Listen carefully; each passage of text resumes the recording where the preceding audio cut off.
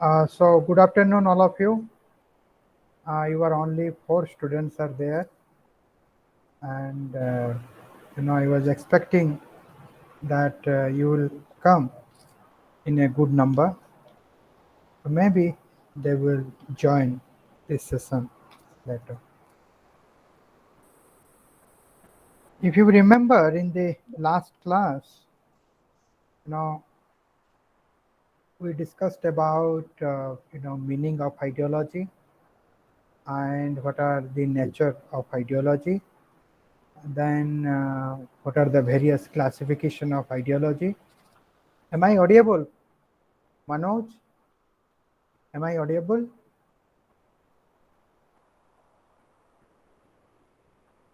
Am I audible to all of you? Sir सारे लोग English में समझ नहीं पा रहे हैं, तो हिंदी अगर होगा तो थोड़े बहुत समझ लेंगे सारे। तो हिंदी में भी पढ़ाना पड़ेगा। क्योंकि सर इंग्लिश तो पढ़ रहे हैं पीजी, लेकिन तो सारे को तो समझ नहीं आ रहा है ना, तो इसीलिए अगर हिंदी आप थोड़ा बहुत बोल देंगे तो अच्छा होगा मेरे ख्याल से जी। So language. Okay, let me try.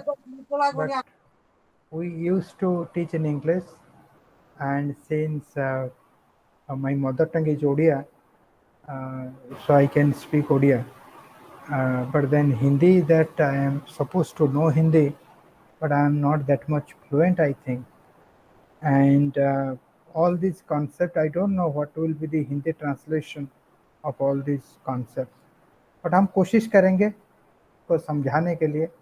जब कुछ एग्जाम्पल देंगे तभी हम कोशिश करेंगे। ठीक है, तो पिछले क्लास में हमने वो पॉलिटिकल आइडियोलॉजी का जो मतलब मीनिंग, नेचर का बारे में डिस्कशन किए थे, और हमने वो वेरियस जो क्लासिफिकेशन होता है उसके बारे में भी हमने बात किए थे।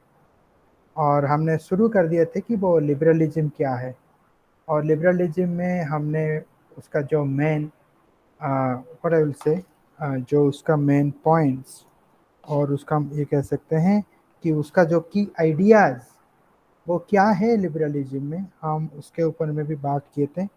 उसका जो की 7 की आइडियाज़ है, one is individualism, second is freedom, third is reason, fourth is equality, fifth is toleration, sixth is consent, and seventh is the constitutionalism, right? So today we'll discuss about the two kinds of, liberalism. One is the classical liberalism, another is the modern liberalism. Right? So far as classical liberalism is concerned, uh, it is committed towards an extreme form of individualism. It is only the individual, individual, and individual. Right? So it has no space for the society, right? And it perceives that individuals are egoistic, or you can say that they are having self-esteem. They are self-seeking individual. They are self-reliant creature, and who owing nothing to the society.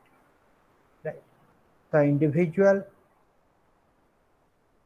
individual ओज nothing to the society, उसका society के साथ कोई मतलब ही नहीं है।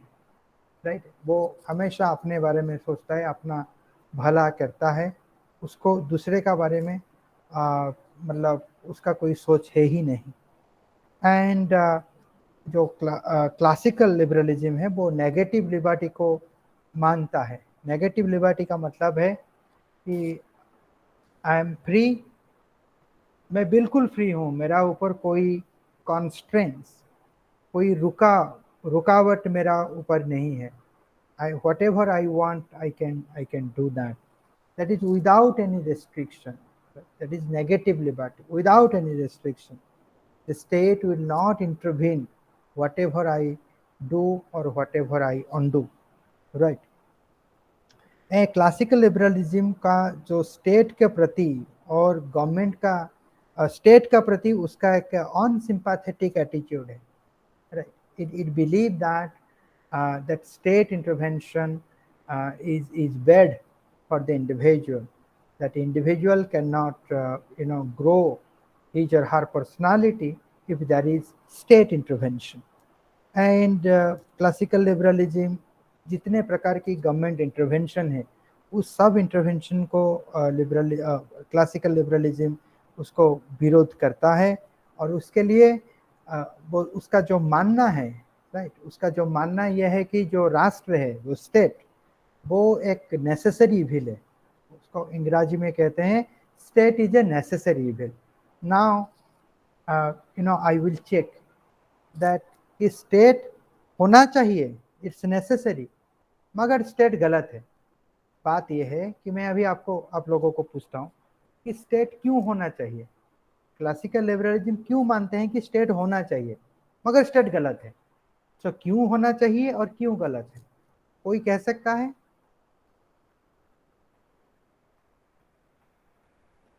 Anyone wants to say why state is necessary and why state is evil? And that's why state is a necessary evil. Why it is necessary? Anyone? Dipti?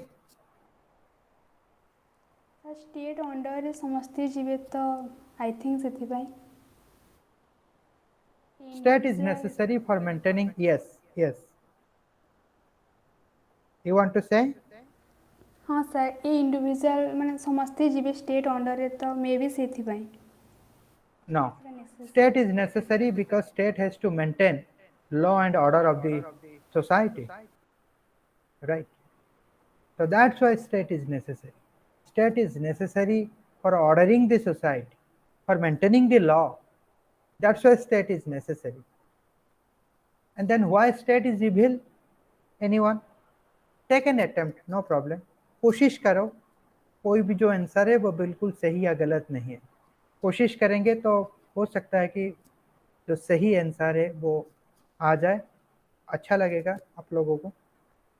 State evil क्यों है? Anyone? क्योंकि उसमें कुछ रूल एंड रेगुलेशन मतलब मानना जरूरी रहता है। हाँ, इसका मतलब है कि आप जो कहते हैं कि उसको मानना पड़ता है, मानना जरूरी है, उसका हम दूसरे लैंग्वेज में कह सकते हैं कि जो स्टेट है वो इंडिविजुअल का जो मैटर है, इंडिविजुअल का जो it intervenes the individual activities, it intervenes in the individual thought. State है तो वो इंटरवेंशन करेगा, ताकि वो जो इंटरवेंशन कर देता है ताकि इंडिविजुअल का जो है ना, एक जो इनर पोटेंशियल है वो ग्रो नहीं कर सकता है। ये क्लासिकल लिबरलिज्म का मानना है कि it is because of the intervention the individual did not find himself और herself free, right? So when there is no freedom, then the individual cannot grow. The individual cannot develop his or her inner potential. So it is because of the intervention, state is evil. And it is because of the maintaining law and order in the society, state is necessary. So उसका मानना यही है कि state is a necessary evil. State necessary भी है और state evil भी है। So necessary है because it maintains order, security, enforce contracts. Evil इसलिए है कि imposing collective will over the individual. ये होता है ना कि स्टेट का इंटरवेंशन का हम मतलब कैसे समझेंगे? स्टेट मतलब क्या है? एक कलेक्टिव बॉडी है, एक कलेक्टिव कॉन्साइंस है, राइट? उसका हम जनरल विल कह सकते हैं। ये एक सबका जो होता है ना, एक स्टेट या गवर्नमेंट, ये सबका होता है। तो मैं जब कुछ ऐसा चीज करता हूं जो सबका साथ नहीं है, उसी समय वो जो सबका विल है, वो जो सबका विल मतलब इट्स ए स्टेट्स विल, वो मेरा ऊपर लागू हो जाता है और मैं अपने इच्छा के अनुसार कुछ सोच कर पाता नहीं, ठीक है? इसीलिए वो इविल है। सो नेसेसरी है क्योंकि ये ऑर्डर सिक्योरिटी कॉन्ट्रैक्ट मेंटेन करता है सोसाइटी में। इविल ये है क्योंकि स्टेट क्या करता है ना, जो कलेक्टिव विल है वो इंडिविजुअल विल के ऊपर उसको वो अपना जो पूरा प्रभाव दिखाता है। It prevails on individual will, and for it state should be the night watchman, right. So जो स्टेट का जो इंटरवेंशन है, स्टेट का जो imposition of its majority will over the individual will, ये तो इविल है। इसीलिए स्टेट को क्या होना चाहिए ना, स्टेट को इविल नहीं होना चाहिए, स्टेट को एक नाइट वॉचमैन होना चाहिए। उसके पास कोई पावर होगा ही नहीं, वो बस सिक्योरिटी के लिए पड़ा रहेगा, वो इंटरवेंशन नहीं कर सकता है, वो डिसीजन नहीं ले सकता है, ठीक है। And it believe in the free market, the classical liberalism believe in the free market. That means economy works best when left alone from the government. So free market का जो concept है यही है कि जहां गवर्नमेंट का intervention नहीं है उसी सिस्टम में जो प्रोडक्टिविटी है वो ज़्यादा होता है, ठीक है। इकोनॉमी ग्रो करता है उसी सिस्टम में। जहां इंटरवेंशन होता है तभी प्रोडक्शन के ऊपर एक इम्पैक्ट पड़ता है, एक नेगेटिव इम्पैक्ट पड़ता है। तो इसलिए क्लासिकल लिबरलिज्म ये कहता है कि मार्केट बिल्कुल फ्री होना चाहिए। ये स्टेट इंटरवेंशन, गवर्नमेंट इंटरवेंशन से बिल्कुल फ्री होना चाहिए। Economy works best when left alone from the government, ये उसका मानना है। और उसको हम कहते हैं, ये जो सिस्टम है, जिस सिस्टम में मार्केट गवर्नमेंट इंटरवेंशन से फ्री है, उसी सिस्टम को हम कहते हैं लेसे फेयर कैपिटलिज्म। लेसे फेयर कैपिटलिज्म का मतलब ये है कि इंडिविजुअल्स, लेसे फेयर का मतलब individual is free, and when we are giving that freedom to the individual, then individual can grow according to his or her own interest, right? And it gives direct benefits to those capitalists, and they are absolutely free. They can absolutely develop their business, and they can absolutely free to produce beyond the limit. They can produce beyond the limit, and they can hold surplus in their credit, right? ये जो लेसे faire capitalism का जो direct benefits है वो बिल्कुल capitalist को चला जाता है, बिल्कुल हैव ग्रुप को चला जाता है। इसलिए कहते हैं कि liberty and prosperity of the individual rise and fall according to the merit. उसका ये मानना है कि जो इंडिविजुअल का लिबर्टी है और उसका जो प्रॉस्पेरिटी, उसका जो डेवलपमेंट ऑफ हिज और हर इकोनॉमिक स्टेटस, ये राइज भी करता है और फॉल भी करता है मेरिट के हिसाब में। ताकि आज मैं फॉल करता हूँ, गिर जाता हूँ, और कल मैं फिर ऊपर उठ जाता हूँ, ठीक है। So that means I can rise, I can fall according to my own merit, but no government intervention will be there on me, right? ये लिसे फेयर कैपिटलिज्म का मतलब है। तो क्लासिकल लिबरलिज्म में हमने ये देख लिया है कि ये mostly it started in a very political sense, but it ended in an economic sense, right?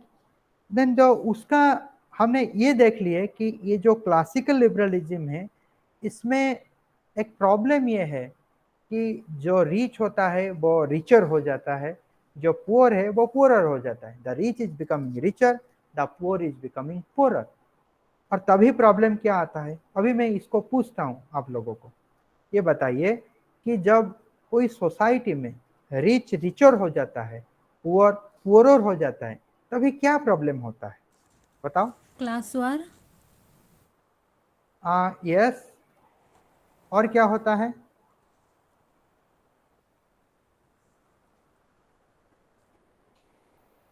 और क्या होता है?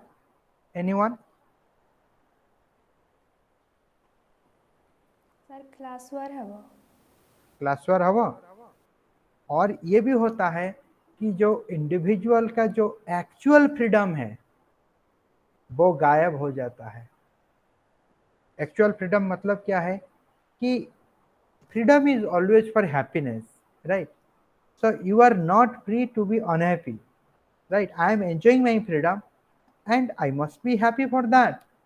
But ये दिखा जाता है कि बात ये है कि देखो तुम्हारे पास बहुत सारी चीज खाने का होता है। मान लो कि तुम्हारा जो पड़ोस है उसके पास कोई खाना वगैरह कुछ नहीं होता है, क्या तुम सुख या शांति से कुछ खा सकते हो? जब तुम्हारा कोई जो नेबर्स है उसको खाना नहीं मिलता है, वो भूख से वो मर जाता है, क्या तुम खुशी से खाना खा सकते हो? नहीं खा सकते हो, क्योंकि हमने देख लिए कि जो एंजॉयमेंट ऑफ जो फ्रीडम है वह तभी हमको खुशी देता है जब हम एक अच्छा सोसाइटी में रहते हैं। उस सोसाइटी में सबके पास खाने का रहता है और सब एक होता है ना कि वो साउंड लाइफ वो सब कोई मेंटेन करते हैं, उसी सोसाइटी में हमको अच्छा लगता है। ठीक है, तो बात यह है कि जो अनइवन सोसाइटी है, जिस सोसाइटी में रिच रिचर हो जाता है, पुअर पुअरर हो जाता है, उसी सोसाइटी में तो एक तो यह है कि जो पुअरर क्लास होता है वो बहुत सफर करता है और जो रिच का क्लास होता है वो इनह्यूमन हो जाता है। ठीक है, और ये वो एक होता है ना कि ह्यूमैनिटी के साथ जो जीना वो उससे छूट जाता है। ठीक है, मान लो कि मेरा पड़ोस में कोई खाना नहीं खा पाता है, वो मर जाता है, मगर मुझे खाना है मेरे पास और मैं खाता हूँ, जी लेता हूँ। मगर ऐसा लगता है ना कि ये एक इनह्यूमैनिटी है। आई मीन ये कैसा इंसान है जो अपना पड़ोसी का बारे में सोचता नहीं और खुद खाना खा के रह जाता है। So this is, I mean, you can not get happiness if surrounding people surrounding you they are unhappy. So in a sense, in an uneven society people cannot get happiness, right? And that's why, there is the emergence of the modern liberalism. There is a realization that it is because of the classical liberalism an uneven society,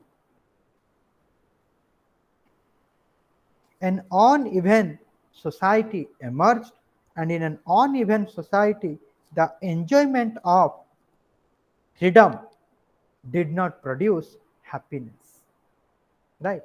So that's why an even society that was required, and modern liberalism talks about that even society, how to dismantle this unevenness of the society. Now this, modern liberalism से classical liberalism में क्या होता है ना कि state का जो intervention है उसको विरोध किया जाता है, और मॉडर्न लिबरलिज्म में क्या होता है ना, उसको वेलकम किया जाता है कि नहीं, स्टेट को इंटरवेंशन करना चाहिए। स्टेट इंटरवेंशन नहीं करेगा तो ये जो अनइवन सोसाइटी है वो कभी भी इवन सोसाइटी में कन्वर्ट नहीं हो सकता है। So modern liberalism is having sympathetic attitude towards the state intervention, and it recognized that the industrial capitalism generated a new form of injustice. So injustice against whom? Apparently injustice is against the have not class, but there is also injustice against the have class, because haves are also not getting happiness out of the enjoyment of their freedom. So there is a visible injustice, and I will say that there is an invisible injustice,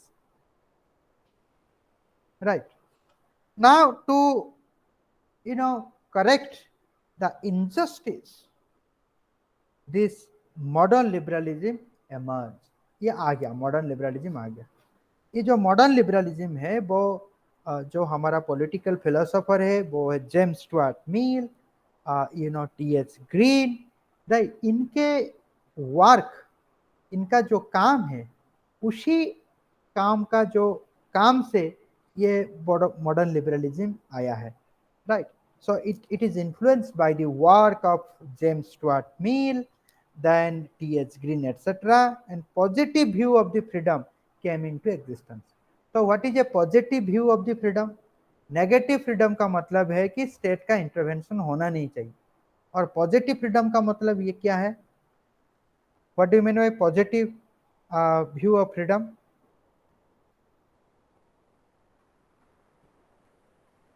state का influence होना चाहिए, क्योंकि कोई तो होगा कि control कर पाएगा। स्टेट का इंटरवेंशन होना चाहिए। बात ये भी है कि जो इंडिविजुअल होता है ना, वो इगोइस्टिक इंडिविजुअल होता है, और हमको कोई इंटरवीन करे वो हमको अच्छा नहीं लगता है, ठीक है।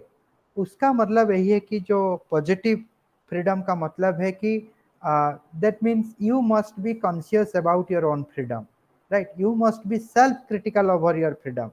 Before you enjoy your freedom, you must think whether your enjoyment is creating problem for other individuals freedom, right? So if you are conscious about your freedom, जब मैं मेरा फ्रीडम का बारे में मैं कॉन्शियस हो जाऊंगा और मुझे पता चल जाएगा कि ये सही है, ये गलत है, तभी स्टेट मुझे इंटरवेंशन नहीं करेगा। और जब स्टेट इंटरवेंशन कर देता है, इसका मतलब है कि मैं कुछ गलत करता हूं। जब मैं कुछ गलत करता हूं, स्टेट इंटरवेंशन करता है, तो मेरा जो ईगो है वो हर्ट हो जाता है, राइट। तो इसका मतलब है कि before state intervene in your freedom, you must check and cross check your freedom. यही है पॉजिटिव जो फ्रीडम का मतलब है। So freedom means not just left alone, rather the ability of the individual to gain fulfillment and achieve self realization, right? जो मैंने अभी जो कहा कि मुझे रियलाइज, मतलब मैं थोड़ा अपना जो फ्रीडम है उसको थोड़ा एग्जामिन करूंगा, वो देखूंगा कि जो मैं एक्सरसाइज करता हूं वो मेरा फ्रीडम किसी दूसरे का फ्रीडम को हर्ट करता है कि नहीं। जब हर्ट करेगा तभी स्टेट आएगा, इंटरवेंशन करेगा, और मुझे अच्छा नहीं लगेगा। सो पॉजिटिव फ्रीडम का मतलब यही है कि ये इंडिविजुअल का एक एबिलिटी है to gain fulfilment and achieve self realisation, right. So before state intervene in my freedom, I must intervene in my own freedom, and I must see whether my freedom is producing something good for the society, whether my freedom is enabling me to realize my inner potential. यही मतलब है positive freedom का। So negative freedom का मतलब है कि गाड़ी का कोई ब्रेक है ही नहीं, एब्सोल्युटली फ्री।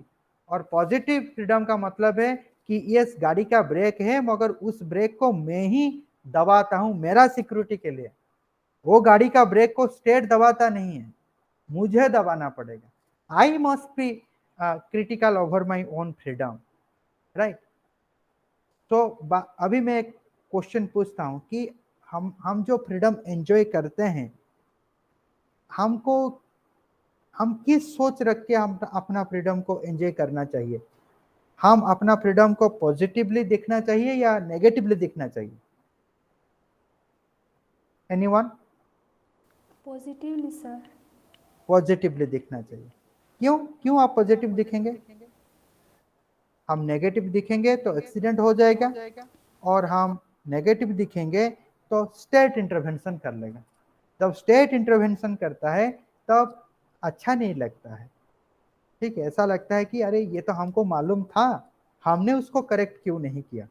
हमने स्टेट को क्यों मौका दे दिया कि स्टेट आके मुझे कुछ ऐसे बात मतलब समझाता है जो मैं खुद जानता हूं, मैं खुद क्यों नहीं किया, राइट।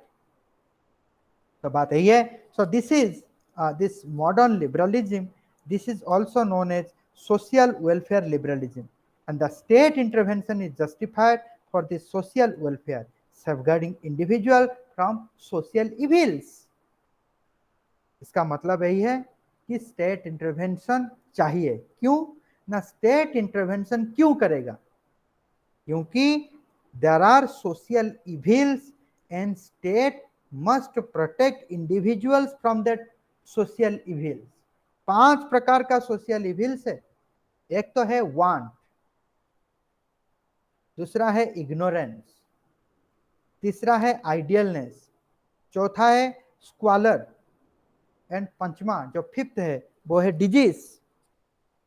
वांट का मतलब जरूरत, there is need, there are wants, there are demands, but resources are minimum, needs are unlimited, and we cannot allow to, we cannot allow individuals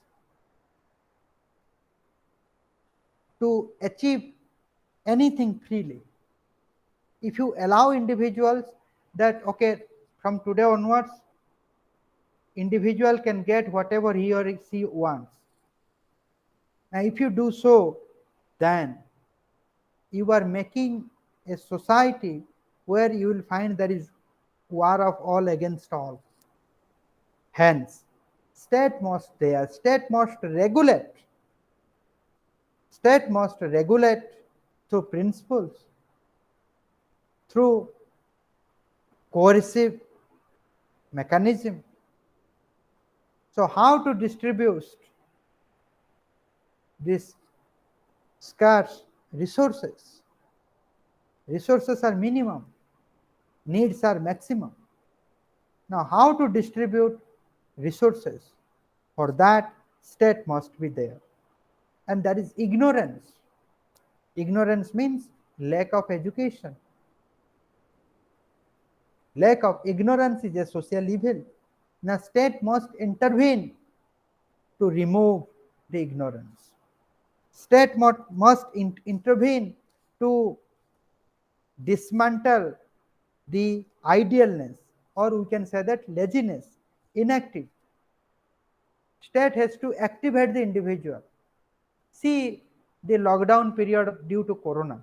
corona के वजह से जो लॉकडाउन पीरियड था उसमें हम पूरा छुट्टी में घर रह गए और हमारा अंदर एक जो स्टैग्नेशन है वो आ गया, एक लेजीनेस आ गया, एक इनएक्टिवनेस आ गया। हमको लगा कि नहीं, हम बिना कुछ काम किए हमको तो सैलरी मिल जाता है और हम घर में एंजॉय करते हैं। Now this stagnation is dangerous for us and for the society. Now it is the responsibility of the state to activate art, to activate us. It has to remove laziness, inactiveness in us. Then there is squalor, SQUALOR. It means a state of being dirty, right? Dirtiness. We call dirty politics, dirty mind, dirty existence. Now, state has to protect individual from dirty mind. State has to protect individual from dirty physical existence.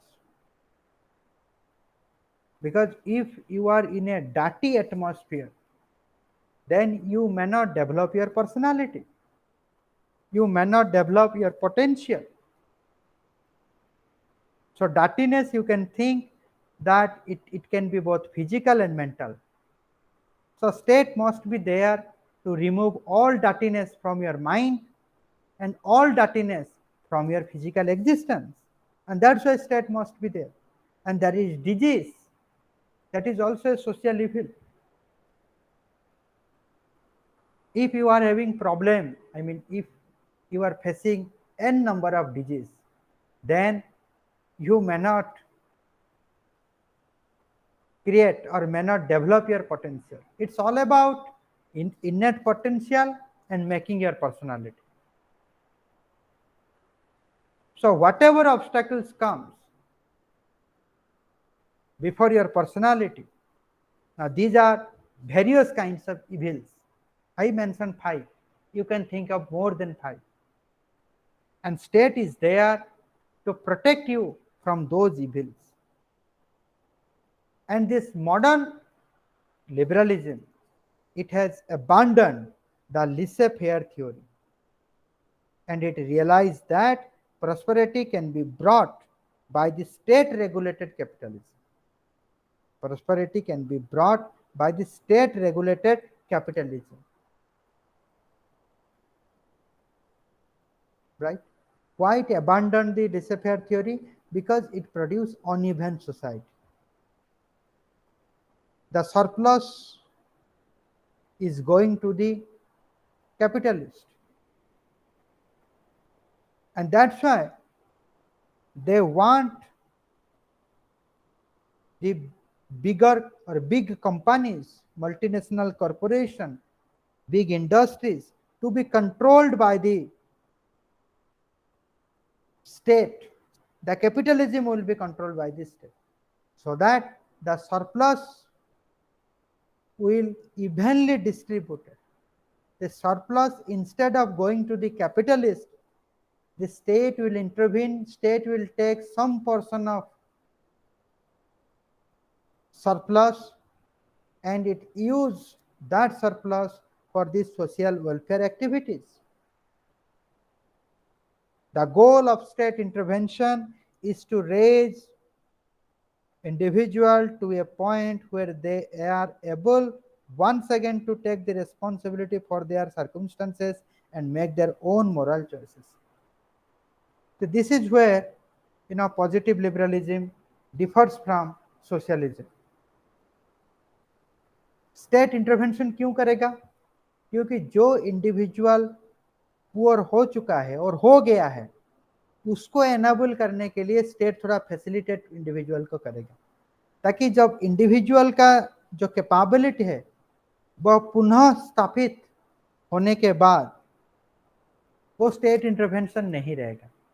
सो जब जब individual कमजोर पड़ जाता है, एक competition होता है, मतलब कंपटीशन होगा, कंपटीशन होना चाहिए, रहना भी चाहिए, मगर जब जब एक इंसान दुर्बल हो जाता है तब तब स्टेट आएगा उसको मदद करने के लिए। मदद करने के बाद वो जो इंडिविजुअल का जो कैपेसिटी है, जो कॉन्फिडेंस है, वो वापस आ जाएगा। वापस आने के बाद वो इंडिविजुअल फिर चलेगा, शुरू कर देगा, चलना शुरू कर देगा। ठीक है, तो इसीलिए स्टेट इंटरवेंशन होना चाहिए। It is just to enable individual who are broken और who has left out from the competition. It will enable people, those who are left out, to join the competition and to produce more and more and more. So this is what positive liberalism all about. If you have any question on these two, classical liberalism and modern liberalism, we can discuss for 1 or 2 minutes, then I will move to conservatism. That is another variant of political ideology, what I call the classical ideological tradition, the conservatism. I told you there are 3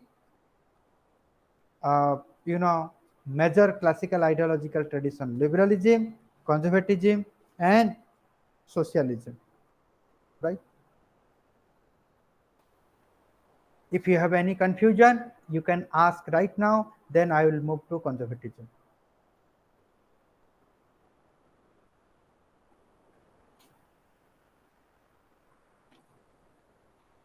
Any questions?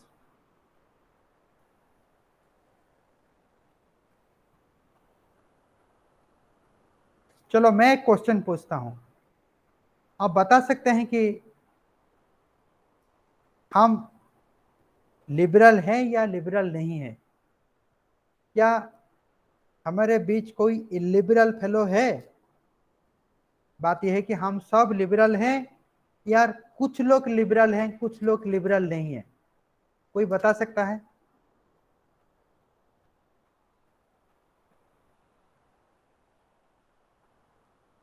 Anyone?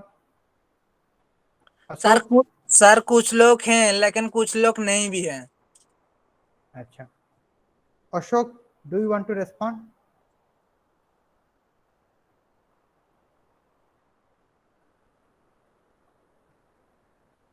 No. बात यह है कि हम सब liberal हैं। क्यों? कि liberalism को जो सपोर्ट करता है वो भी लिबरल है, जो लिबरलिज्म को अपोज करता है वो भी लिबरल है।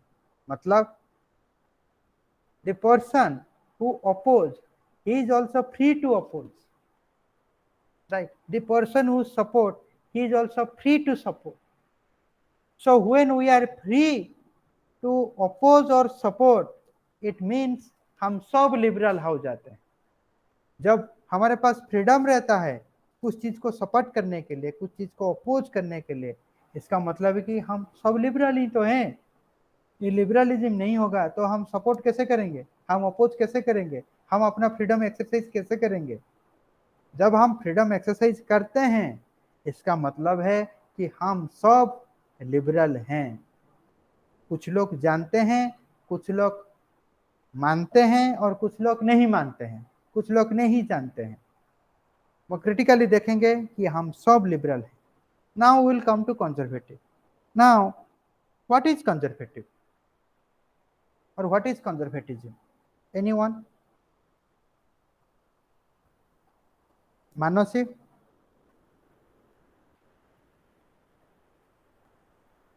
सर अपना अपना जो वीडियो है उसको थोड़ा ऑन कर दो ताकि हम देखेंगे दूसरे को, अच्छा लगेगा।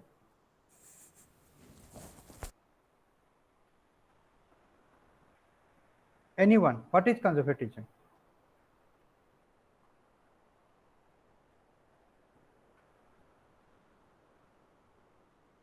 क्या है कंजर्वेटिज्म? दीप्ति?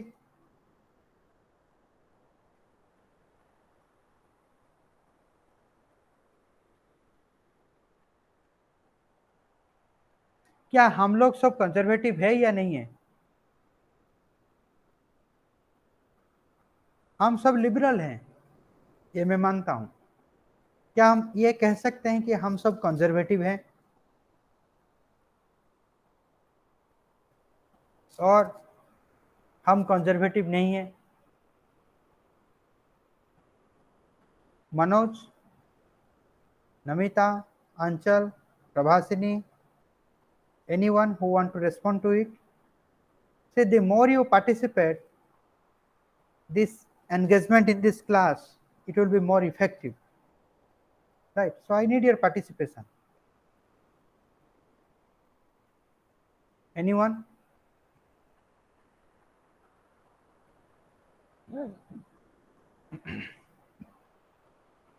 Yes, हम सब कंजर्वेटिव हैं, हम लिबरल भी हैं और हम कंजर्वेटिव भी हैं। जब हम उसको सर समझेंगे। Conservative means what? Yes sir yes, conservative means कौन सर? बुझी होनी, ओडिया टिके कहंतु। कंजर्वेटिज्म का मतलब माने हिंदी भी कहबी, ओडिया भी कहबी, इंग्लिश भी कहबी। थैंक गॉड आउ किसी लैंग्वेज रे पिला ना हो, ये तीनटा लैंग्वेज तो मैं कहि पारि। कंजर्वेटिव माने कौन, क्या है इसका मतलब?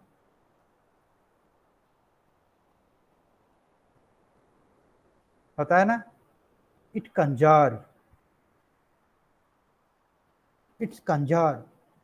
कंजर्व का मतलब है संग्रहित। कुछ रूल एंड रेगुलेशन। जब हम कुछ रखते हैं, नहीं, जब हम कुछ रखते हैं, our parents they conserve some property for us. When we conserve something for our future generation, conserve monetary हो सकता है या कंजर्व नॉन मॉनिटरी भी हो सकता है। जैसे वैल्यूज हम कह सकते हैं, हम जो कुछ अच्छा वैल्यूज होता है उस वैल्यूज को कंजर्व करते हैं, मानते हैं, बच्चे को सिखाते हैं, वो फिर बड़ा होकर अपना बच्चे को सिखाता है, फिर ये थोड़ा कंटिन्यू हो जाता है। ठीक है, कुछ ना कुछ हम अपना बच्चे को सिखाते हैं। और जो ये कंजर्वेटिव होता है वो हमेशा ट्रेडिशन को रिजेक्ट नहीं करता है, वो हमेशा जो सोशल ऑर्डर रहता है उसके साथ खड़ा होता है कि ऑर्डर होना चाहिए, ट्रेडिशन रहना चाहिए। और ये कुछ जो रिफॉर्म होता है, जो ये होता है ना कि मॉडर्नाइजिंग द ट्रेडिशन, वो उसको नहीं मानता है। हाँ, जरूर ये कह सकता है कि हर एक ट्रेडिशन का अंदर एक मॉडर्निटी रहता है और हर एक मॉडर्निटी का अंदर एक ट्रेडिशन भी रहता है, छुपा होकर रहता है, वो ये मानता है। वो ये नहीं मानता है कि हम ट्रेडिशन को रिफॉर्म कर देंगे, हम ट्रेडिशन को मॉडर्न कर देंगे। यही है कंजर्वेटिव। ऐसा वो कौन है जो चाहेगा कि उसका ट्रेडिशन को वो बिल्कुल चेंज कर दे, बिल्कुल रिफॉर्म कर दे? क्या हम ट्रेडिशन से दूर हो सकते हैं? यही क्वेश्चन है।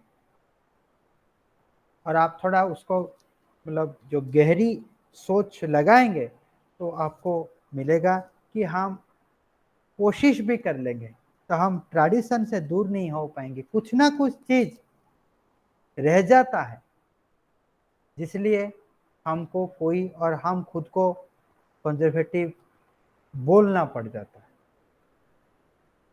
और इसको हम इसी ढंग से कह सकते हैं कि you may not be interested to be called as a conservative, but there are some aspect of conservatism that is present in your personality. हम आएंगे एग्जाम्पल के माध्यम से, हम आएंगे। ठीक है, ये जो कंजर्वेटिज्म है वो 18th सेंचुरी और late 18th century early 19th century से शुरू हो गया। और ये फ्रेंच रिवॉल्यूशन, जो लाइफ लिबर्टी प्रॉपर्टी वाला जो कंसेप्ट है ना, वो फ्रेंच रिवॉल्यूशन से आया है। उसी रिवॉल्यूशन को रिएक्ट करके ये आया है। हमेशा देखिए कि contradiction is always part and parcel of individual life and life of a nation state. Even contradiction is part of is always a part of philosophical debate और philosophy। जब फ्रेंच रिवॉल्यूशन आ गया, जब लिबरलिज्म आ गया, जब modernity आ गया, तभी उसका antithesis में ये कंजर्वेटिज्म भी आ गया। ठीक है, उनको ये स्वीकार नहीं था कि लिबरलिज्म अच्छा है। वो हमेशा जो लिबरलिज्म है उसको थोड़ा मतलब जो उसको एक्सेप्टेबल और एक्सेप्ट नहीं कर पाते थे। तांका प्रति संदेहजनक, संदेहात्मक दृष्टिकोण था लिबरल के प्रति। सर फ्रेंच रिवॉल्यूशन कब हुआ था? बताओ फ्रेंच रिवॉल्यूशन कब हुआ था? सर मुझे तो पता नहीं है, इसलिए तो आपको पूछा है। कोई बता सकता है फ्रेंच रिवॉल्यूशन कब हुआ था? कोई कोई बता सकता है? कब हुआ था?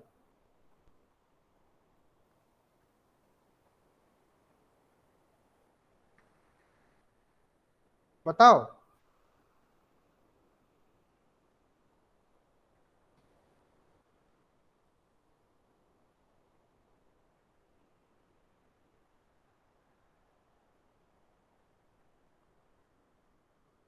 कोई नहीं जानता है फ्रेंच रिवॉल्यूशन कब हुआ था?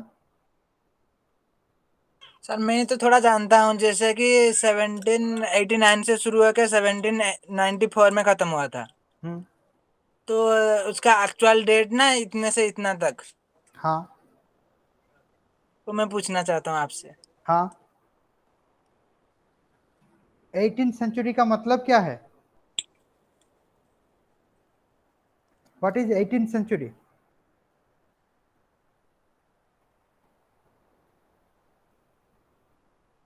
लेट 18th सेंचुरी और अर्ली 19th सेंचुरी क्या है?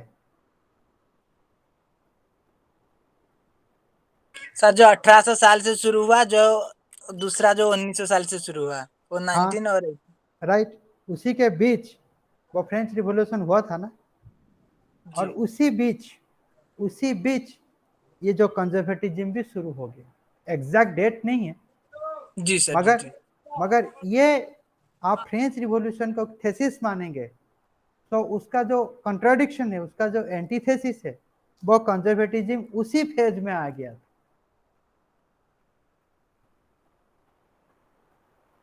और लिबरलिज्म हमेशा ये मानता था कि जो ट्रेडिशनल सोशल ऑर्डर है वो सही नहीं है, इसलिए हमको उसको मॉडर्नाइज करना है, उसको सही करना है, वो गलत है। और कंजर्वेटिज्म का मानना है कि नहीं, ये गलत नहीं है, आपका सोच गलत है। यही है उसके अंदर जो डिफरेंस। और आज भी ये दोनों का फाइटिंग हो जाता है, मतलब इंटर कॉन्फ्लिक्ट हो जाता है कि ये गलत है और ये कहता है कि नहीं, आपका सोच गलत है, ये बिल्कुल सही है। आप बिल्कुल उसको नेगेटिवली लेते हैं। देखो इंडियन पॉलिटिक्स में भी देख लो, जो कांग्रेस होता है वो थोड़ा प्रो मॉडर्न होता है, जो बीजेपी होता है वो थोड़ा प्रो ट्रेडिशन होता है। एक रेनिशा का बारे में बात करता है और एक रिवाइवलिज्म का बारे में बात करता है। एक कहता है बिल्कुल चेंज हो जाना चाहिए, और एक कहता है कि नहीं नहीं, जो चेंज हुआ है उसको रिवाइव करना पड़ेगा, जो ट्रेडिशन है वो बिल्कुल सही था और हमने मॉडर्न होके बहुत कुछ खो दिया है। कुछ लोग रेनिशा को सपोर्ट करते हैं, कुछ लोग रिवाइवलिज्म को सपोर्ट करते हैं।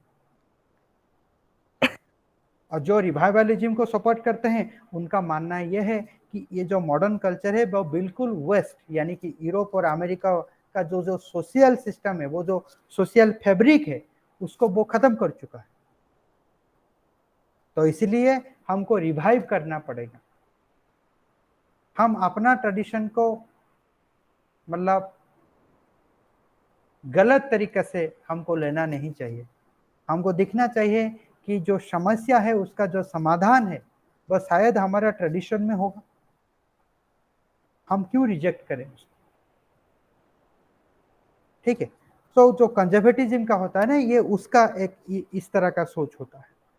ठीक है, ये जो कंजर्वेटिज्म है वो इंग्लैंड और अमेरिका में शुरू हो गया, और जहां वेस्ट में एक तरफ लिबरल और लिबरलिज्म को करता है और दूसरी तरफ कंजर्वेटिज्म ग्रो करता है। दोनों थेसिस भी ग्रो करता है और एंटीथेसिस भी ग्रो करता है। एंड एडमंड ब्रोक, उनका जो काम है, एडमंड बर्क, ये उनके काम के माध्यम से ये इज्म थोड़ा उभरा होके आ जाता है हमारा सामने। और इसका जो इंटेंशन है कंजर्वेटिज्म का, इंटेंशन यही है, in change in order to conserve.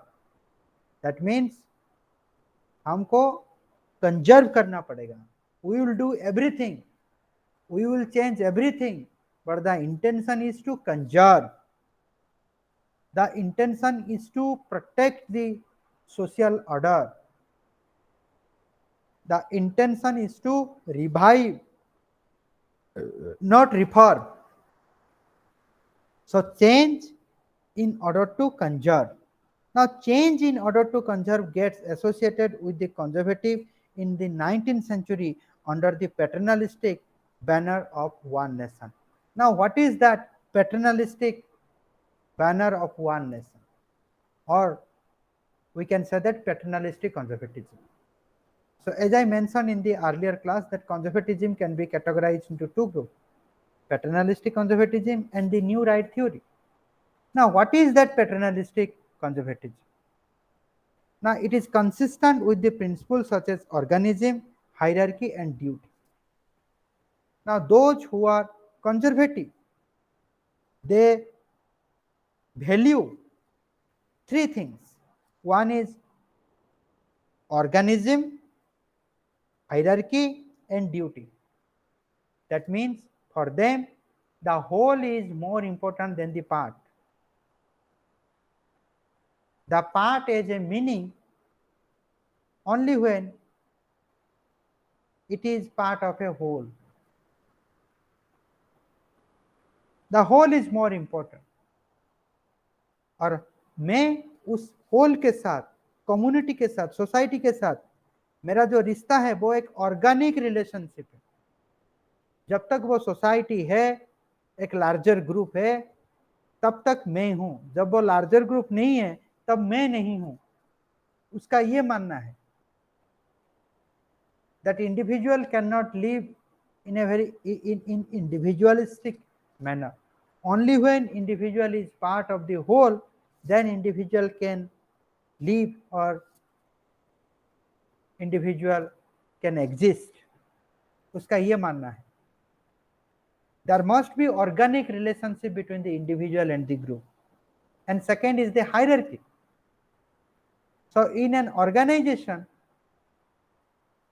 there are different people with different capability, hence there is hierarchy. For example, you take in case of Plato, there is philosopher king, there is soldier class, and there is producing class. So there is a hierarchy. You take any kind of order, any kind of political system or university system, then you will find this hierarchy. Now, without hierarchy, can any system survive? No. Hierarchy must be there. Without hierarchy, no system can survive. No order can be maintained. So there is organism, there is hierarchy, and society, the relation between individuals, the relation between the individual and the society. These are constructed on the basis of duty. Individual has duty towards other individual, individual has duty towards society, society has duty towards individual. You can take society, you can take political system, you can take state, you can take any association. These are all based on duty. Now, all these three values, organism, hierarchy, and duty, these are need of paternalistic conservatism. Right? You can think about of your own family. Now, in your own family, you all are organically related with one another. There is a hierarchy. Your father is there, your grandfather is there, your elder brother is there, your elder sister is there, your younger sister is there, your younger brother is there. Now, you see how your mother obeys your father, how your father obeys his father, and how the younger people, they obey the elder people. If such a thing is there, then the society, the people will consider it as an ideal family. But gradually we are experiencing this thing is gradually diminishing. And that's why the gentleman society do not accept that family as a good family. Right? Now, to hold all these value, organism, hierarchy, and duty, you must have prudence and principles. Prudence means wisdom. That means in an ideal family, if all these values are there, it means that family is guided by the principle, right? And all the family members, they are guided by the wisdom. Now, what is wisdom? Anyone who knows it? What is wisdom? Ashok? Ashok, are you there?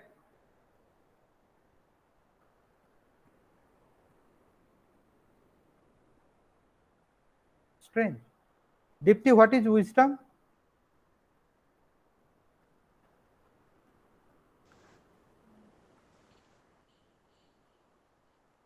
What is wisdom?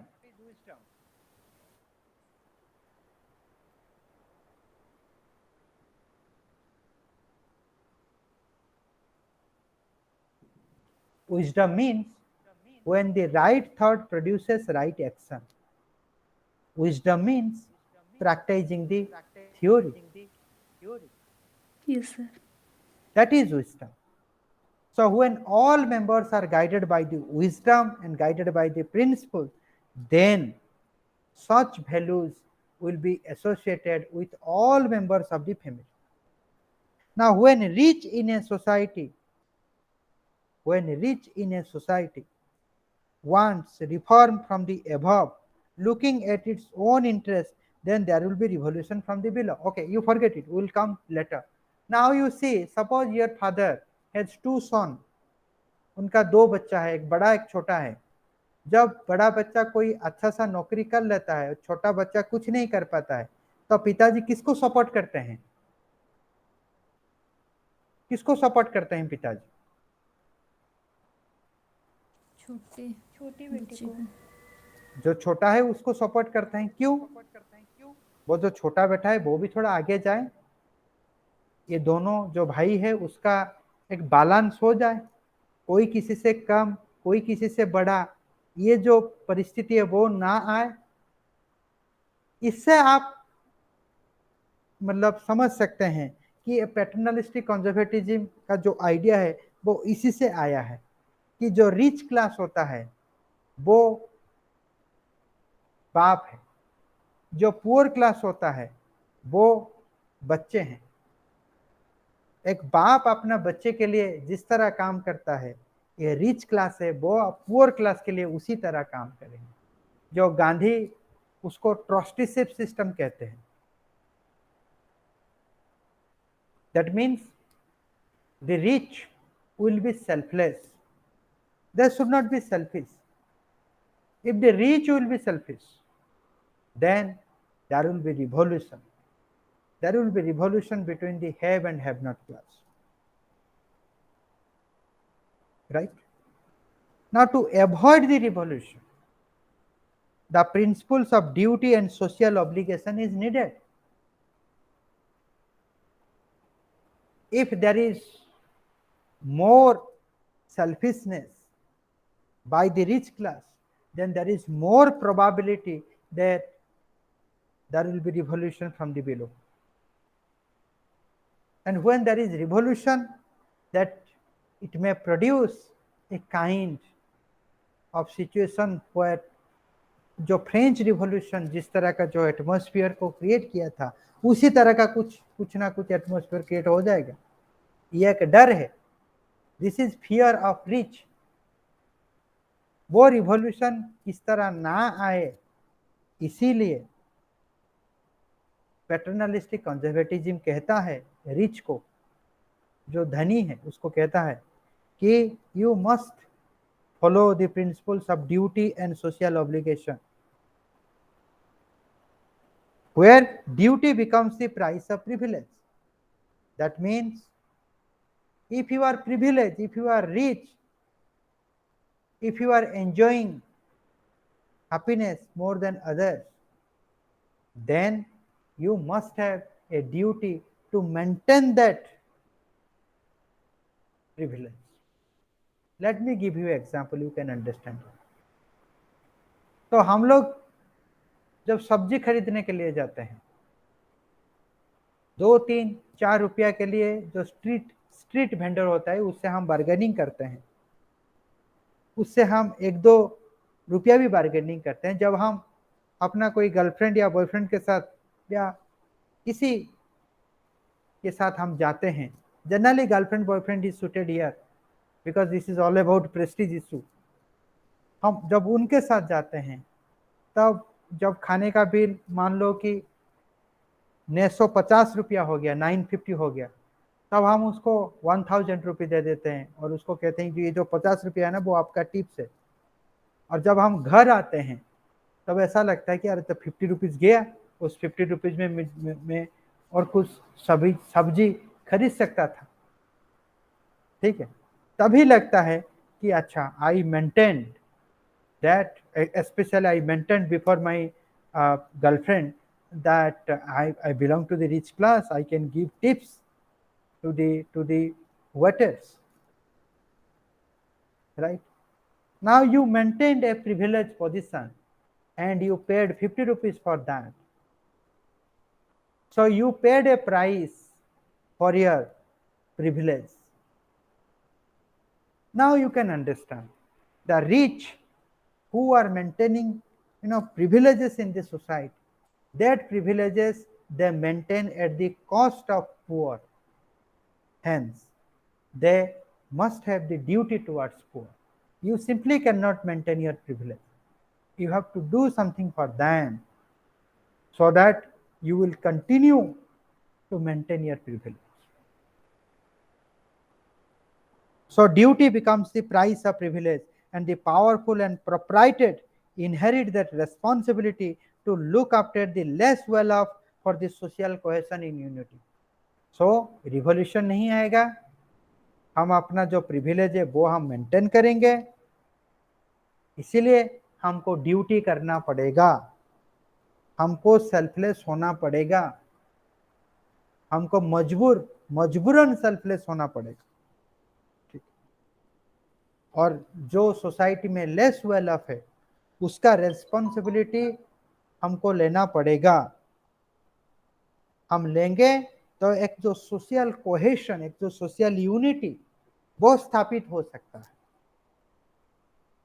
जब वो social unity स्थापित होता है, rich और poor का अंदर एक social unity आ जाता है, तभी ये एक वन नेशन, ये एक नेशन का जो कंसेप्ट है, one nation, having one nationalism, ये क्रिएट हो सकता है, ताकि हमारा बीच कोई कॉन्फ्लिक्ट ना रहे। The poor people, they will be thankful to the rich people, and the rich people will always bless the poor people and do something good for the poor people. Now, if such things happens, then imagine the society will like वो एक राम राज्य बन जाएगा। इसमें धनी रहेंगे, गरीब भी रहेंगे, मगर उनका जो भावना है वो भावना बिल्कुल प्रेमात्मक रहेगा, घृणात्मक नहीं, कोई घृणा नहीं होगा, प्रेम रहेगा।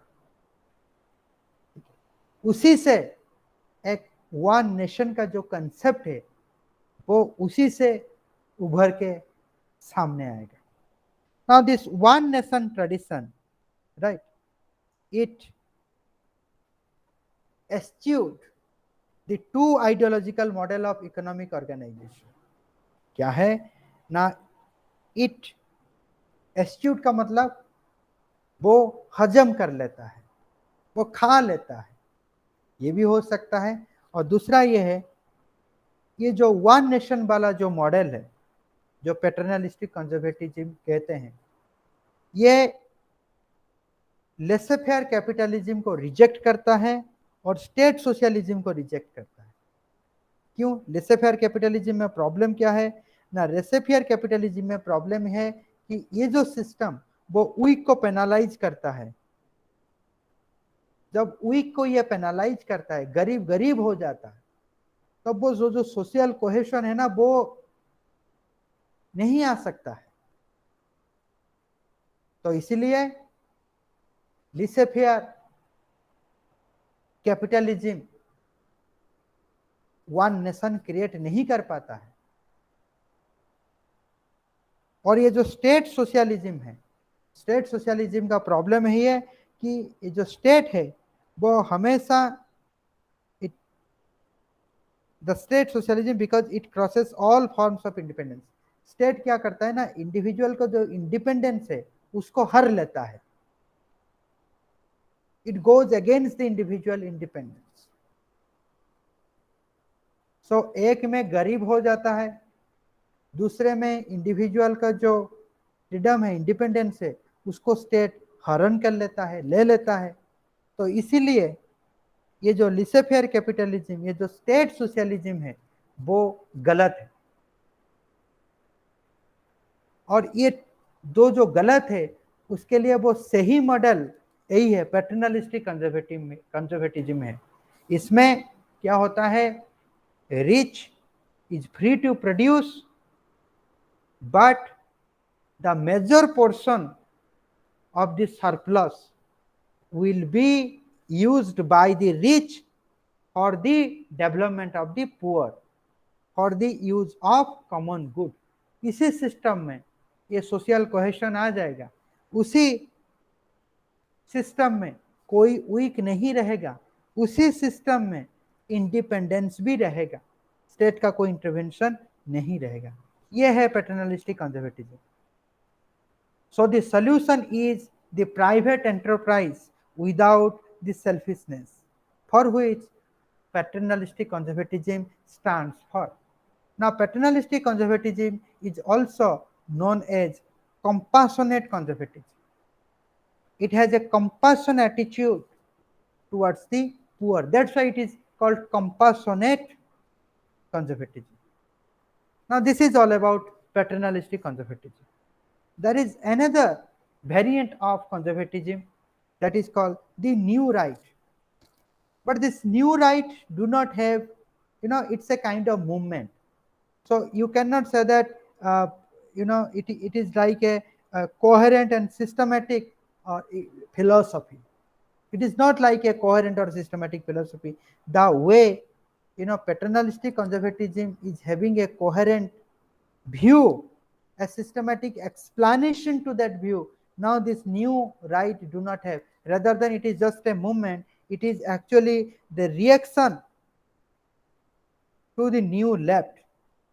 Now new left as a movement, as an ideology, it emerged in 1960s. And in 1970s, the new right as a movement, it came. Right? And this new left, because of the new left, it was seen that there is decline in the morality in the society, right? There is rampant drug use. There is open and public display of sexuality. There is crime rate, rising crime rate. There is civil right unrest. There is mismanagement, there is corruption. And why all these things are happening? It is because in the new left, they always support some kind of negative liberty. That means you are free to do anything and everything. Now, if you are free to do anything and everything, and the new left is supporting to it, then you can find that the morality will not be there. There will be accident between individuals' right. What you think that is your freedom, that creates problem for the public. So for example, if you will take drugs, charas, ganja in the public, then it creates problem for the public order, right? Even if you are taking drugs, do you want your children to take drugs? No, you don't want. Now, if you use drugs publicly, then what the next generation will learn, right? Then the public, open and public display of sexuality. Sex is something that we do in a very private sphere. If you do in the public sphere, you go to Hyderabad, you go to Delhi, then you will find that some are like Imran Hasmi, right, kissing. Now if you do such thing in public, then it is going against the public morality. It is something that you do not want your children to see it. It is something that you do not want your children to practice it. And this is what the new right as a movement, they realize it. The new right was frustrated with the rampant drug use. It was frustrated with the open and public display of sexuality. For example, if you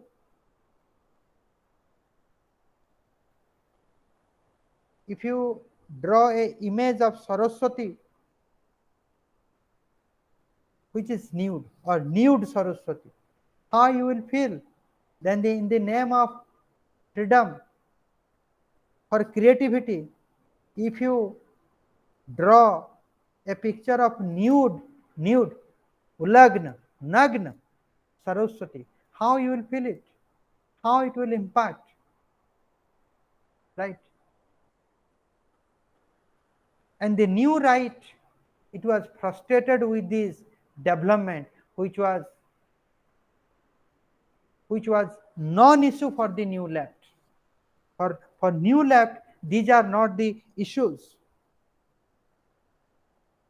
And that's why this new right as a movement, it emerged in 70s. And they voiced opposition on variety of issues. They opposed abortion.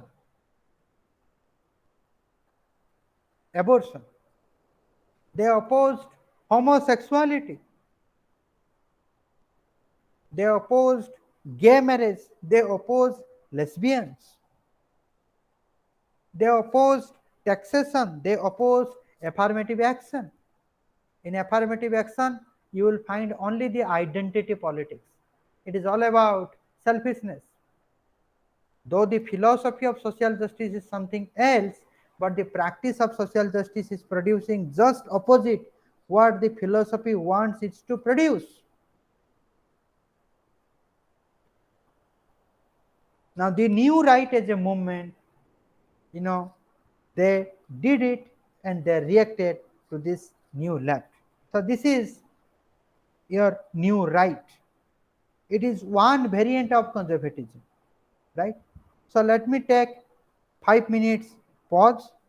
You can go for your refreshment. Then after 5 minutes, I will come back. We will discuss about the Marxism.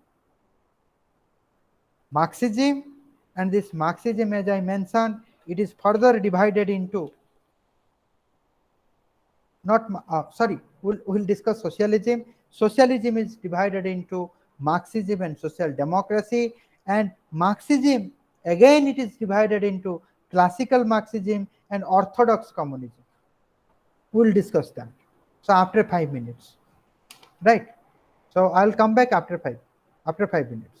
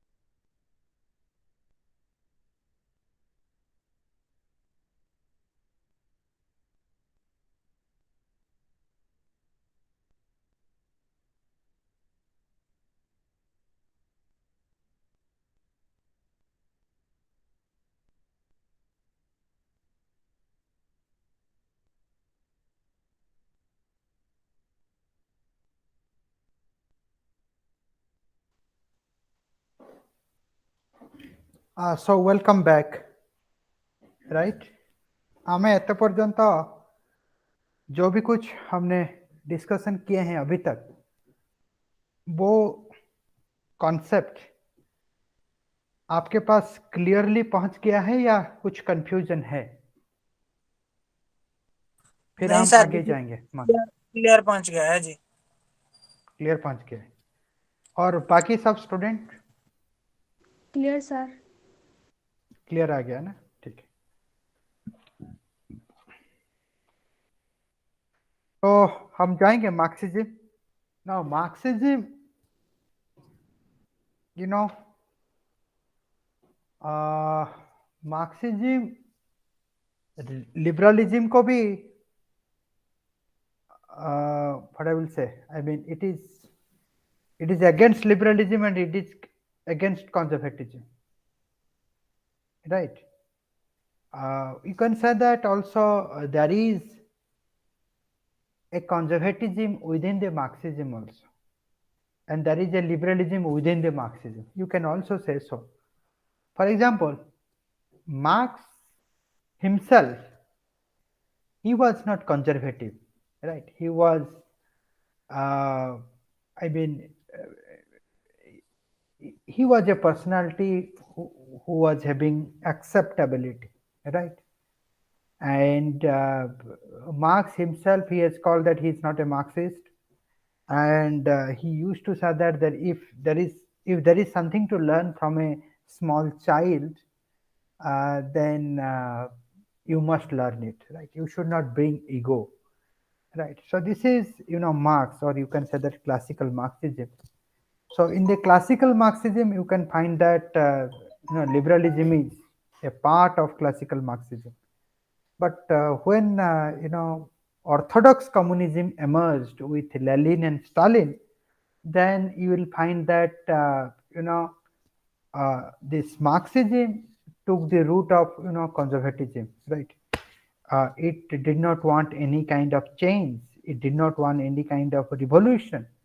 For example, you know, in orthodox communism, you cannot go against the state. I mean, the Communist Party is all in all, and if there is one party, there is Communist Party, right? So you cannot go against a Communist Party. Certain kind of orthodoxy, certain kind of conservativeness, it you know, became the part and parcel of you know, orthodox Marxism.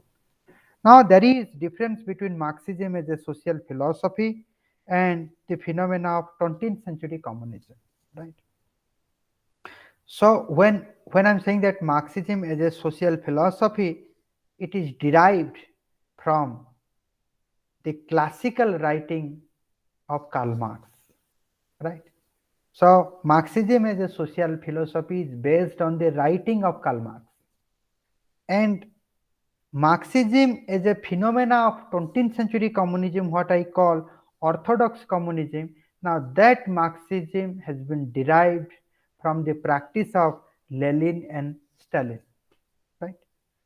Now you see, with the collapse of, you know, communism, generally we say that the disintegration of USSR, and that is the win of liberal democracy or liberal capitalism, and almost all you know, nation state, including Russia, China, they adopted the market economy in their political system, and it appears like that there is the death of, you know, Marxism in this world. But the reality was not like that. It was the defeat of orthodox communism. It was not the defeat of you know, classical Marxism, right? So with the defeat of orthodox communism, you know, there is a need to rethink about, you know, classical Marxism. So it gave a fresh new life to the Marxism. Now the defeat of orthodox communism gave a new fresh life to the Marxism. The reason of this collapse of you know, USSR it is because of the departure of communism from Marxism in many ways, right? So today at 6, I requested Professor Arun Kumar Patnaik from Hyderabad University, a professor in political science. He will give us a lecture on, from classical Marxism to orthodox communism, a continuity with departure. That is the title of his topic, where he will say how that departure, it started, ये departure कैसे हुआ, right? ये जो Orthodox communism classical Marxism से कैसे आया और कैसे बिछड़ गया, क्या क्या चीज वो क्लासिकल मार्क्सिज्म के साथ शेयर करता है ऑर्थोडॉक्स कम्युनिज्म, और किस किस पॉइंट से वो क्लासिकल मार्क्सिज्म से थोड़ा दूर चला गया, और इतना दूर चला गया ताकि वो जो सिस्टम क्रिएट किया था रशिया में वो बिल्कुल ध्वस्त हो गया. So it is the end of orthodox communism. With the disintegration of USSR, it is the end of orthodox communism. The core of classical Marxism is the philosophy, history, material conception of history, and historical materialism. Anything you can say that. So how to understand that classical Marxism? Classical Marxism can be understood if you understand the historical materialism. What is historical materialism? Anyone? Have you heard about this term, historical materialism? Now, without the understanding of historical materialism, you cannot understand the model of classical Marxism. You cannot understand. What is historical materialism? Anyone? You have heard about historical materialism?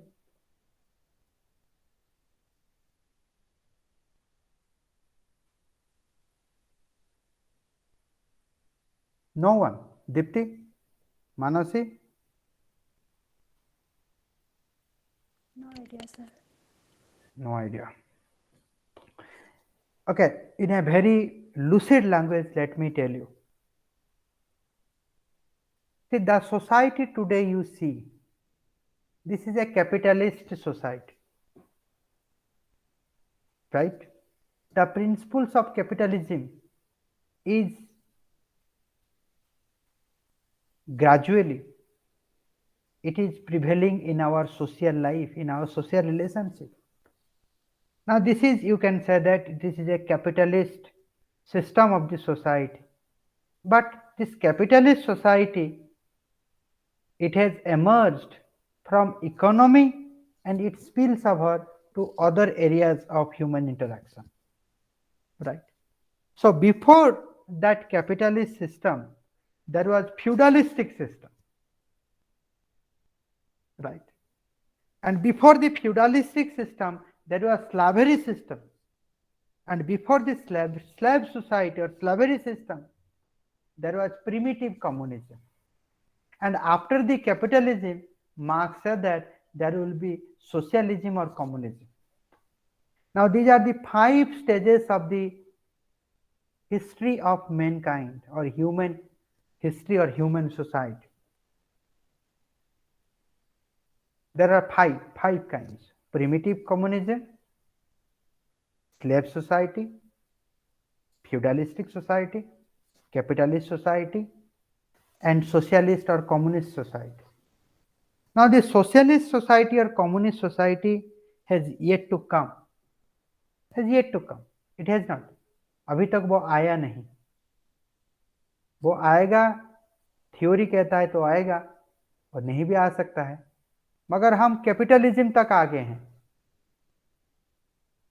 Now the understanding of this society, the similarity, the dissimilarity, and the transition of one society to another, how the slave society, now how the primitive communism has converted into slave society, how the slave society it converted into a feudalistic society. How a feudalistic society converted into a capitalist society. Now the understanding of these constitute the historical materialism. Constitute the historical materialism, right? And that historical materialism enhance your understanding over the classical Marxism. What the classical Marxism was suggesting to practice it. The theory of Marxism, the understanding of the theory of Marxism helps to practice Marxism. And that was completely, missed by Lenin and Stalin. That was completely missed by Lenin and Stalin. And because of that, there was collapse of orthodox communism. There was collapse, right? The driving force of the historical, I need 1 hour classes to understand that transition from primitive communism to primitive communism to what I will call the slave society to feudalistic society to capitalist society, right? I need 1 hour class on that. And I think if today I will initiate, I may not able to finish it in today's class, right? For that, I think I will do a separate video and how the transition happens, and I will send you the link. You can view it, right? So in today's class, what I think in today's class, that I will deal with social democracy, right? So I will do a separate video to make you understand how the classical, what is the theory of classical Marxism, especially the historical materialism, and how that theory of classical Marxism has been followed by orthodox communism, and how the orthodox communism has violated some principles of classical Marxism, and that's why it has disappeared with the disintegration of the USSR, right? So I may take one class on 1 hour actually, and for that I think I have to create a separate video. And since it is the part of today class, that 1 hour video will help you to add to this class, right?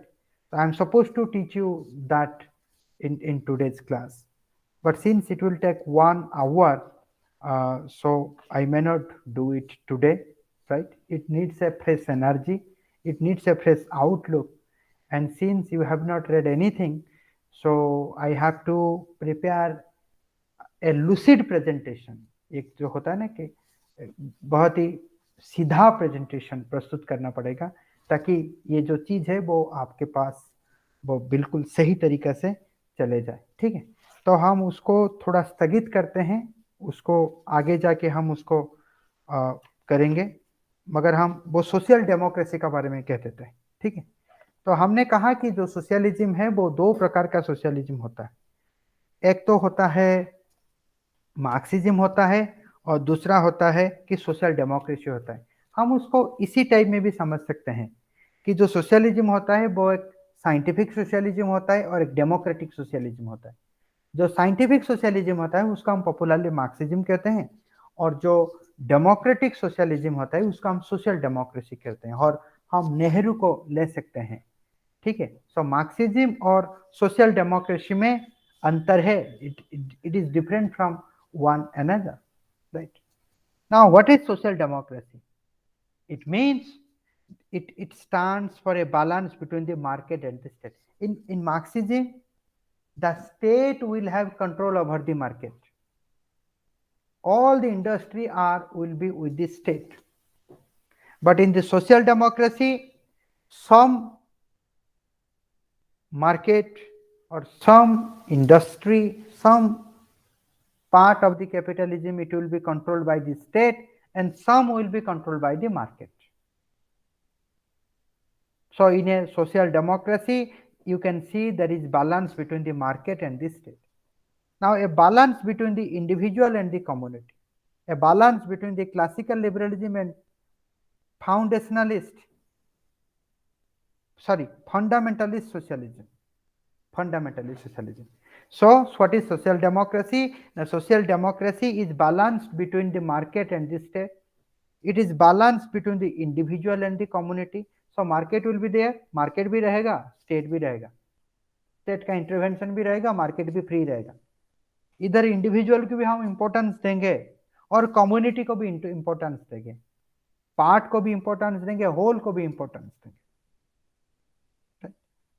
And it is a balance between the classical liberalism. In classical liberalism, individual is free. I mean, laissez-faire theory रहेगा, let the individual free वाला theory रहेगा. और दूसरा एक fundamentalist socialism रहेगा. वो ये fundamentalist socialism क्या है ना? It believe in abolishing capitalism and establishing different kind of society. That means capitalism रहेगा और कैपिटलिज्म नहीं रहेगा, एक उस प्रकार का एक सिस्टम होगा. कैपिटलिज्म होगा मतलब मार्केट होगा, कैपिटलिज्म नहीं रहेगा इसका मतलब स्टेट कंट्रोल भी होगा, वही मतलब सेम ही है. Now at the heart of social democracy there is a compromise between the acceptance of capitalism and the only reliable mechanism for generating wealth, and the other hand a desire to distribute wealth according to the moral rather than market principles. That is important. तो market रहेगा, क्यों रहेगा? क्योंकि market is the only reliable mechanism for generating wealth. ये market नहीं रहेगा तो wealth generation नहीं हो पाएगा, वेल्थ जनरेशन नहीं हो पाएगा तो ह्यूमन नीड को सेटिस्फाई करना मुश्किल पड़ जाएगा. तो स्टेट सबको कंट्रोल में ले लेगा तो स्टेट प्रोड्यूस ज़्यादा नहीं कर सकता है. अब देखिए जो प्राइवेट ऑर्गेनाइजेशन में काम करते हैं वो ज़्यादा काम करते हैं, जो पब्लिक सेक्टर में काम करते हैं उसमें मतलब ऐसा होता है कि बस आप अपना ड्यूटी करते हैं मगर कोई जो होता है ना कि एक इम्पैक्ट फैक्टर नहीं आ पाता. वो कुछ इसी प्रकार का है कि स्टेट जब कोई इंडस्ट्री को कंट्रोल करेगा, मेंटेन करेगा तो प्रोडक्शन इतना ज़्यादा नहीं होगा. जब प्राइवेटाइज किया जाएगा, अभी देखो हमारा जो मोदी गवर्नमेंट है वो gradually he is privatising everything, and this privatisation is related with the greater productivity. तो बात यह है कि ग्रेटर प्रोडक्टिविटी के लिए मार्केट रहेगा, मगर स्टेट क्यों रहेगा? क्योंकि स्टेट क्या करेगा कि जो सरप्लस होता है स्टेट का अंडर में भी कुछ रहेगा ना, कुछ कंपनी वगैरह कुछ रहेगा. स्टेट क्या करेगा ना, स्टेट जो सरप्लस होगा उसको सोसाइटी में डिस्ट्रीब्यूट करेगा. कौन सी प्रिंसिपल के माध्यम से? मोरल प्रिंसिपल्स के माध्यम से डिस्ट्रीब्यूट करेगा, not market principle. What is the market principle? Market principle यही होता है जिसका लेबर जितना उसको प्रॉफिट जाएगा. और मोरल प्रिंसिपल क्या होता है कि नहीं, जो आवश्यकता है इंसान का उसी आवश्यकता को देख के हम कुछ डिस्ट्रीब्यूट करेंगे. ठीक है, किसी को ये चीज आवश्यकता नहीं है तो हम उसको क्यों दें? इसको आवश्यकता है तो हम उसको आवश्यकता देंगे. इसको कहते हैं need based distribution. Will be based on need based, not labor based, right? Now the chief characteristic of modern social democratic thought are, now it concern for the weak and vulnerable in the society. So it is sympathetic towards the weak. It is the combination of socialist belief of compassion and liberal commitment to the positive freedom, conservative sense of paternal duty. So in social democracy, you will find three kinds of attitude. So first attitude is that you will find that that compassion, I mean the compassionate attitude, what is there in the socialist belief. Compassionate attitude towards whom? Towards the poor class, towards the have-not class. That compassion you can find. Where you can find, there will be market, there will be competition, there will be more productivity. So you can find a liberal commitment to the positive freedom. You can find liberal commitment to the positive freedom means positive liberalism. So you can find socialism, you can find positive liberalism in social democracy. Then you can find the paternalistic conservatism, that means paternal duty. The rich has the responsibility towards the poor, right? And it is articulated through welfareism, redistribution, and social justice, right? So social democracy, it is articulated through distribution, through welfare, through social justice. So social justice means two things. It is not only the equitable distribution, it is also about the production, right? If there will be no production, no good production, then where you will find resources to distribute? तो social justice generally हम ये देखते हैं कि social justice को हमेशा moral angle में समझते हैं कि नहीं, ये डिस्ट्रीब्यूशन का बात करता है। नहीं, ये डिस्ट्रीब्यूशन के साथ प्रोडक्शन का भी बात करता है कि प्रोडक्शन होगा, सरप्लस आएगा, तभी तो उस सरप्लस को हम डिस्ट्रीब्यूट कर सकते हैं। तो ये जो सोशल डेमोक्रेसी है वो इस प्रकार का है। So the next, this is all about the classical ideological tradition, but what I left in the classical ideological tradition, that is actually the classical Marxism and its connection with the orthodox communism. So until and unless you don't understand classical Marxism, that you cannot understand the orthodox communism. For understanding the classical Marxism, you need to understand the historical materialism and what are the nature, similarities of different stages of history. 5 stages I just told, जो मैंने कहा, और ये transition किस प्रकार का होता है। जब हम उसको सेंस कर लेंगे तभी हमको पता चल जाएगा कि ये क्लासिकल लिबरल और क्लासिकल मार्क्सिज्म का फंडा है क्या। फिर हम आएंगे कि ये जो ऑर्थोडॉक्स कम्युनिज्म जो लेनिन और स्टालिन ने उसको प्रैक्टिस किए, उसका फंडा है क्या, उन्होंने क्यों क्लासिकल मार्क्सिज्म को फॉलो किए और फॉलो नहीं किए, तो उसको हमने छोड़ दिए। उसका हम एक सेपरेट लेक्चर में करके आप लोगों को लिंक हम भेज देंगे, no problem. So the next is the other ideological tradition. As I mentioned in the earlier class, the other ideological tradition I have taken on the 5 ideologies, that is fascism, anarchism, feminism, green politics, and cosmopolitanism. So all these constitute the other ideological tradition. Now other ideological tradition developed either out or in opposition to the classical ideological tradition. So all these ideologies of other ideological tradition, it is derived from the classical ideological tradition, and at the same time it is also opposing the classical ideological tradition. Some ideologies it oppose liberal ideology, some ideology of other ideological tradition it opposes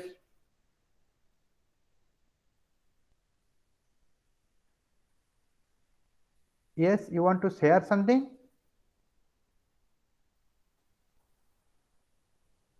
Okay, I think it's a by mistake. So some ideology of other ideological tradition, it opposes liberal ideology, it opposes conservative ideology, it takes support from the liberal ideology, it takes support from the conservative ideology, it opposes Marxist ideology, it supports Marxist ideology. There is essential and non-essential character of all ideologies. There are essential characters of liberal ideology, there are non-essential character of the liberal ideology. There are essential character of the conservative ideology, there are non-essential character of the conservative ideology. There are essential character of the Marxist or Marxism, there are non-essential character of the Marxism. When I'm using essential and non-essential, then again it needs some kind of knowledge of this term essential and non-essential. I think in the next class I will do that. Right now I'm feeling tired actually.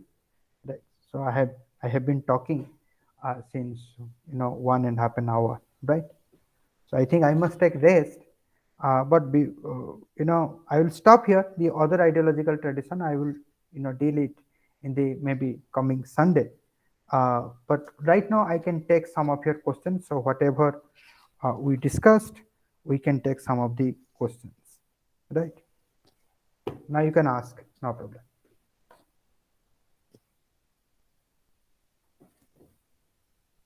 Any questions from your side?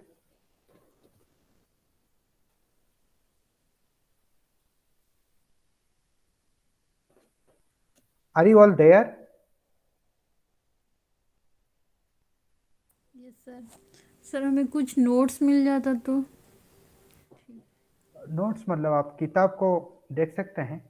किताब, books. आपको किताब चाहिए yes sir. तो कुछ soft copy है, मैं भेज दूंगा, वही ग्रुप में भेज दूंगा, व्हाट्सएप ग्रुप में. ओके तो सर. आप उसको फॉलो कीजिए, पढ़िए. जी. मगर ये सारी किताब जो है वो अंग्रेजी में लिखा गया है. Okay sir. तो ठीक होगा अंग्रेजी के साथ? या हाँ ठीक. ठीक है, नो प्रॉब्लम. और कुछ है कंफ्यूजन? हमने आज जो भी कुछ डिस्कशन किए, कैसा लगा क्लास? क्लास ठीक ठाक था? Yes sir, interesting. Interesting. There are many things that these are all technical terms. The essential character, non-essential character, historical materialism. And the video, what I will send the link actually, there you can find how there is a transition of the society. I mean, if you understand it, then you understood the Marxism. Right. So I will do it. So I think there is no confusion. So thank you all, and we'll meet in the coming Sunday. So thank you. I'm stopping recording. Okay sir.